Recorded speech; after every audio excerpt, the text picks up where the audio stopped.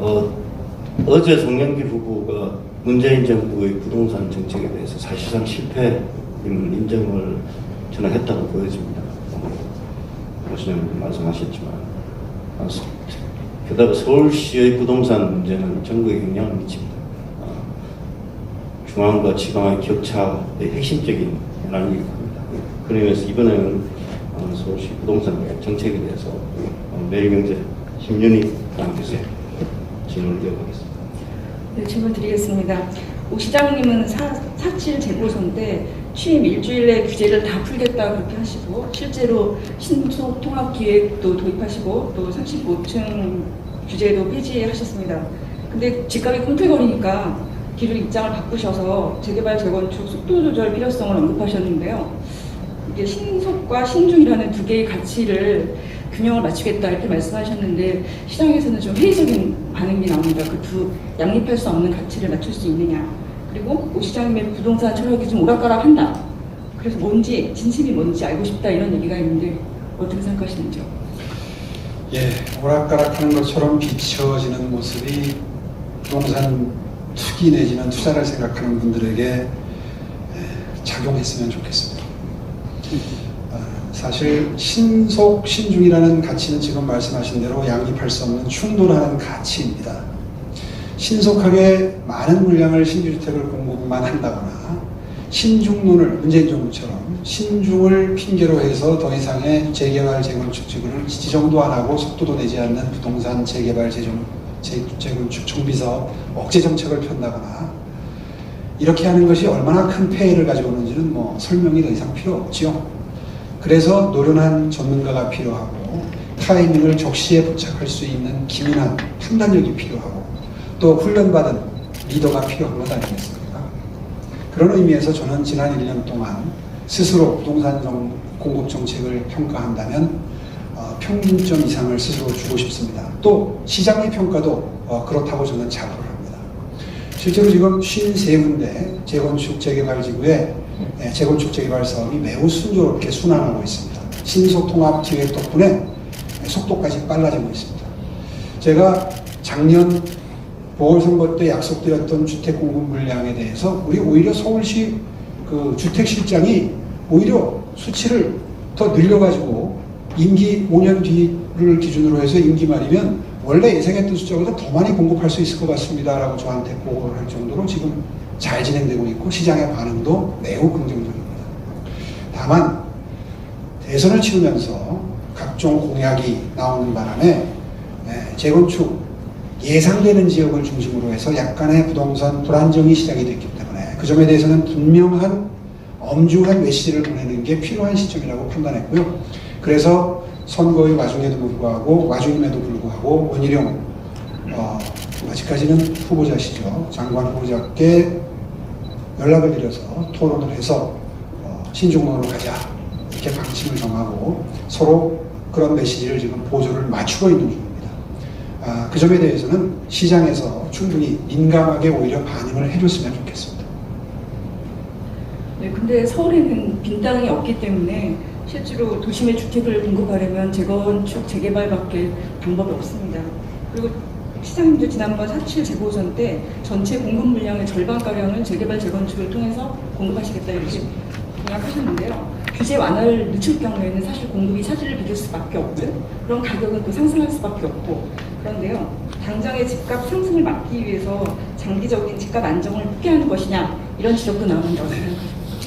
그렇다면 지난 1년 동안의 성과를 다시 한번 말씀드리겠습니다. 서울시는 매년 인허가 물량과 정비사업이 진행되는 물량을 단단히까지 계산을 합니다. 인허가 물량도 그 전 5년, 10년 평균에 비해서 지난 1년 동안 2배로 늘었고요. 정비사업이 진행되는 가구 수도 그 전에 비해서 2배 이상 늘었습니다. 이건 무슨 얘기냐면요. 최근에 신중론을 펴는 것과는 별개로 이미 시장에서는 실질적인 변화가 시작이 됐고 진행이 된다는 뜻입니다. 제가 이번에 신중론을 피력한 것은 53개 재개발, 재건축 지역의 속도를 늦추겠다는 뜻은 전혀 아닙니다. 거기는 이제 들어가면 재산 증식 효과를 누릴 수가 없어요. 이미 그 기준 시점이 지났기 때문에. 그게 작년 9월이거든요. 9월 이전에 투자한 분들만 재산적인 이득을 취할 수 있습니다. 그리고 작년에 연말에 21군데의 재개발 지역을 지정하면서 앞으로 지정될 가능성이 있는 곳까지도 올해 1월을 기준으로 재산 증식이 불가능하도록 묶어놨기 때문에 지금 거기 있는 집 사봐야 재산 증식 안 됩니다. 그거 투기 생각하는 사람들은 다 알고 있어요. 그러니까 속도 조절론을 편다고 해서 시장에 진행되는 물량에 영향은 없다. 그리고 투기도 어느 정도는 잠재울 수 있습니다. 다만 이 자리가 관훈 클럽이니까 한 가지 꼭 부탁의 말씀, 도움을 청하고 싶은 부분이 있다면 전 세계 어느 나라도 하루 단위로 신고가가 나왔다, 얼마가 올랐다고 보도하는 나라는 없습니다. 주식 중계방송하듯이 매일매일 주가지수의 변동, 개별 종목의 변동, 이거 중계방송하듯이 부동산 압구정동에 몇 억이 올랐다 이렇게 보도하는 나라는 없습니다. 그래서 제가 이번에 다시 재선이 되면 서울시가 국토부에 건의를 해서 적어도 부동산만큼은 국가적인 공감대를 만들어서 법을 제정해서 부동산 가격 변경 지수에 관한 한 최소한 한 달 정도를 묶어서 동단위로 부동산 가격 변동을 발표하자. 그렇게 해도 소비자들이 판단하는데 전혀 정보 전달에 문제가 없다. 이런 제안을 한번 해볼 생각입니다. 그렇게 해서라도 이 부동산 광풍을 잠재워야죠. 그렇지 않으면 계속해서 몇 억 오른 거 거래 사실 하나 때문에 거래가 흔들리고 불안정해지는 이런 일은 앞으로도 반복이 될 겁니다. 이건 떨어질 때도 마찬가지거든요. 한번 통촉해 주십시오. 네, 어제 관훈 토론회에서 송영길 후보께서 음마아파트 재건축에 대해서 거주민의 50%가 임차인이라면서 용적률을 풀어주면서 임차인이 재정착할수록 도와주겠다 이런 방안을 발표하셨는데요. 실현 가능성이 있는 방안이라고 보시는지, 그리고 한 가지 더 여쭤보면은 이게 서울시가 규제를 푼다고 해도 사실상 재건축 규제의 상당 부분이 중앙정부나 국회의 소관이기 때문에 재건축 추진에 한계가 있을 수밖에 없거든요. 시장님이 당선되시면 어떻게 음마아파트가 임기 내에 재건축될 수 있다고 보십니까? 개별 아파트 사례에 대해서 언급하는 게 사실 시장에 주는 영향이 음마아파트는 워낙 비중이 큰 아파트 단지이기 때문에 바람직할까 하는 생각을 합니다. 선거 때니까 다급하니까 개별 단지 이야기를 용적률까지 언급하면서 소무부께서 하셨다고 이해는 합니다만은 바람직하지는 않다 하는 점을 분명히 지적하면서 답변드리겠습니다. 용적률을 250%로 올리게 되면 물량이 늘어나죠. 그 늘어나는 250%의 물량의 일정 퍼센테이지를 임대인에게 어떤 형태로든 혜택을 주겠다. 이런 답변이셨던 걸로 저는 이해합니다. 그렇죠? 그게 얼마나 큰 부작용과 역기능을 가져올지 한번 잘 생각을 해보면, 1분만 생각을 해보면 알 수 있습니다. 그러면 송영길 후보가 시장이 될 가능성이 높아진다든가 당선되시게 되면 전부 음마아파트에 임대 들어가려고 줄 서겠네요. 그럼 거기 올라가겠네요, 가격이? 그러면 강남 지역 전체 전세값이 같이 올라가지 않겠습니까? 쉽게 얘기해서 저는 뭐 용적률 얼마 주고 이런 거 안 따지겠습니다. 간단하지 않습니까? 그분 공약 중에 그런 게 많습니다. 언뜻 들으면 굉장히 많은 혜택을 그 유권자들에게 드리는 것 같지만 잠시 한 번만 더 고개를 갸우뚱하고 생각해보면 엄청난 부작용을 양산하는 정책들을 지금 계속 내놓고 계세요. 나중에 토론 때 하나하나 짚기는 하겠습니다만은 결코 바람직한 행태는 아닙니다. 이미 재건축할 때 늘어나는 용적률, 인센티브로 씁니다, 서울시가. 예를 들어서 250% 용적률일 때 300%, 350%를 주게 되면 분양 물량이 늘어나겠죠? 지어지는 물량이 늘어나는 것에 절반을 띄어서 임대주택화합니다. 지금 현재도. 그걸 알고 말씀하셨는지 모르겠어요. 그런데 지금 시스템은 거기에 거주하는 분들께 차례가 돌아가는 게 아니라 어느 임차인에게 차례가 돌아갈지 모르는 거죠. 그게 상식적이고 공평합니다. 그렇지 않습니까? 그 아파트에 살던 임차인에게 혜택을 준다고 하는 순간 재개발 가능성이 있는 아파트들 전국에 있는, 서울에 있는 모든 재건축 아파트, 거기 음마아파트만 그렇게 해줄 수 없잖아요. 그 재건축 아파트 다 그렇게 해줘야 될 거 아니에요. 그러면 그 아파트를 전부 전세 들어가려고 줄 서지 않겠어요? 나는 저분이 과연 인천시장 4년을 하신 행정 경험이 있는지 이런 대목에는 매우 회의적입니다. 그런 공약은 부작용을 특별히 신경 써서 정책 구상을 한 다음에 정책을 내놓으셔야 된다고 생각합니다. 네. 지난 5년간 서울 전셋값이 50% 가까이 폭등했습니다. 특히 임대차법 시행 2년이 되는 7, 8월부터는 계약갱신 청구권을 사용하는 물량이 시장에 나오면 전월세 가격이 급등할 것이라는 우려가 나오고 있는데요. 임대차법은 어떻게 버티는 것이 바람직하다고 보시는지 말씀해 주시고요. 그리고 전셋값이 감당 안 돼서 서울에서 밀려나는 사람들도 많은데 임대시장 안정 대책으로 준비하고 계신 게 있으신지요? 예, 일단 지금 다가오고 있는 올 7, 8월 정말 걱정이 됩니다. 개정된 임대차법이 시행되고 2년이 다가오고 있는데요. 어떤 일이 벌어질지 정말 우려가 크고요. 그래서 제가 이번에 후보 등록하면서 시장 자격이 정지가 됐는데요. 그 직전에 마지막 관심을 가지고 준비를 했던 것이 바로 그 대책이었습니다. 서울시가 세울 수 있는 대책은 갑자기 보증금이 뛰는 경우에 대책 없이 밀려날 수밖에 없는 분들이 결국은 대출을 받게 될 텐데 그때 대출 이자를 서울시가 도와드리는 정도가 일단은 현실적으로 가능한 지원책이라서 일단 그것을 비롯해서 몇 가지 발표를 했습니다. 앞으로 이런 지역의 경우에는 이런 일이 벌어질 거다. 예측 가능한 동네들이 있습니다. 그건 왜 그러냐 하면 임대차법이 개정되면서 신고하도록 하지 않았습니까? 그래서 어느 지역에 그 시절에 임대를 연장했던 분들의 숫자, 그러니까 다시 말해서 예상되는 불이익을 갑작스러운 그 보증금 상승, 월세 상승이 예측되는 동네들이 있고 그 동네의 비율이 다 예측이 가능합니다. 지금은. 그래서 그것을 정보를 좀 공부해서 그 정보를 활용해서 불측의 당혹스러운 상황을 피해 가실 수 있도록 정보를 제공한다든가 하는 이자 지원을 비롯해서 몇 가지 대책을 이미 발표했습니다. 그것이 서울시가 마련한 대책이고요. 두 번째 질문은 임대차법을 그러면 어떻게 바꿔야 되느냐 하는 질문도 하셨는데요.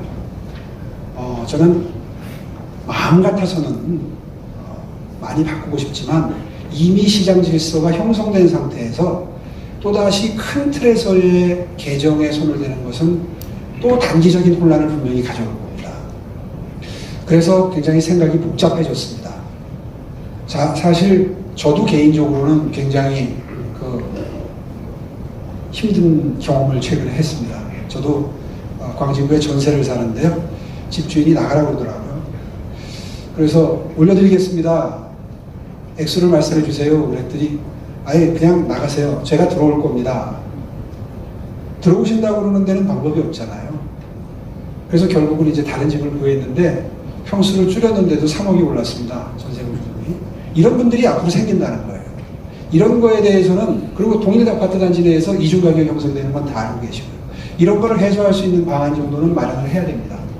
그런데 2년 전에 만들어진 임대차법이 많은 부작용을 만들어냈다고 해서 지금 또 큰 틀에서의 변화를 모색한다 그러면 거기서 생기는 부작용도 만만치 않을 것이기 때문에 그 점에 대해서는 충분한 시뮬레이션을 해서 항상 정책을 펼 때는 부작용을 먼저 따져봐야 되는데 그 부작용을 신중하게 검토를 해야 될 것 같습니다.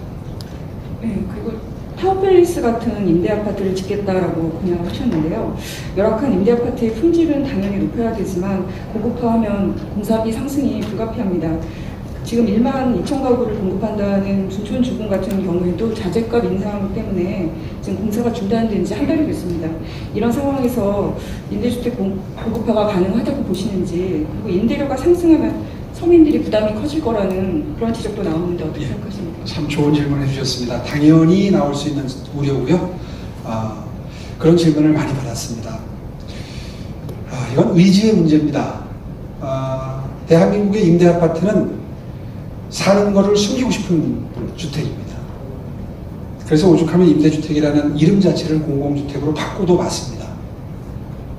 의사소통이 잘 안 되는 단점이 있습니다. 그래서 결심했습니다. 앞으로 대한민국의 임대주택은, 특히 서울의 임대주택은 고품질화됩니다. 브랜드 아파트라고 있죠. 그 브랜드 아파트 수준으로 자재를 똑같이 고품질화합니다. 그렇게 해서 임대주택 산다는 게 조금도 부끄러움이 되지 않는 서울시를 만들겠습니다. 그것이 서울형 고품질 임대주택 정책입니다.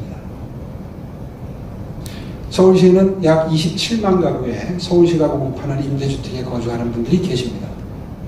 저는 이분들이야말로 주거복지에 가장 큰 혜택을 받으셔야 되는 분들이라고 생각하고요. 그 결심에는 조금도 흔들림이 없습니다. 다만 임대료 상승 문제를 걱정하시는데 걱정하지 않으셔도 됩니다. 왜냐하면 과거에는 평수 기준으로 임대료를 산정했습니다. 이제 제도가 바뀌어서 소득 연동형으로 바뀌었습니다. 임대주택에 들어가신다고 해서 다 극빈자 아닙니다. 중산층에 가까운 분들도 계시거든요. 더군다나 앞으로 임대주택의 기능은 청년, 신혼부부들에게 더 많은 물량이 가야 됩니다. 임대주택의 이미지를, 브랜드를 바꾸지 않고는 그 작업이 순조롭게 진행될 수가 없습니다. 그래서 소득 연동형으로 바꾸었고요. 그렇기 때문에 상승되는 부분에 대해서는 부담을 하셔야 되는데 문제는 뭐냐 하면 서울시가 그거를 감당할 수 있을 정도의 여력은 된다는 겁니다. 의지의 문제지. 왜냐하면 제가 10년 전에 장기 전세주택을 도입을 했는데요. 이게 지금까지 공급된 게 3만 3천 가구입니다. 처음에 만들 때 7조 정도 투자했는데 지금 그 가액이 32조까지 올라와 있습니다. 앞으로 이루어지는 임대주택 사업에 투자할 수 있는 여력은 SH공사에 충분히 축적되어 있습니다. 이번에 김원동 사장이 가셔서 그걸 전부 공개해버렸습니다. 얼마나 가지고 있는지. 그동안 SH공사가 맨날 적자난다고 엄살 부렸거든요. 그때마다 제가 페이스북을 썼습니다. 그때 장기전세주택 지금 그대로 갖고 있는데 그거 왜 빼냐. 다 공개했습니다. 앞으로 주거 형편이 어려운 분들 보듬는 임대주택을 리모델링 한다거나 새로 짓는데 비용이 드는 것은 그 축적된 자본으로 충분히 가능하고도 남습니다. 또 커뮤니티 시설을 고급화한다, 타워팰리스처럼 짓는다, 수영장 넣고 독서실 넣고 옥상공원 한다 그러니까 관리비 늘어날 거 걱정하세요? 지역사회 오픈할 겁니다. 이용료 받을 겁니다. 그렇게 하면 충분히 상생하는 분위기에서 고급 아파트 만들 수 있다. 자신 있다. 그리고 적어도 서울의 이러한 변화가 전국으로 퍼져나갈 수 있도록 하겠다 하는 제 굳은 결심을 다시 한번 밝힙니다.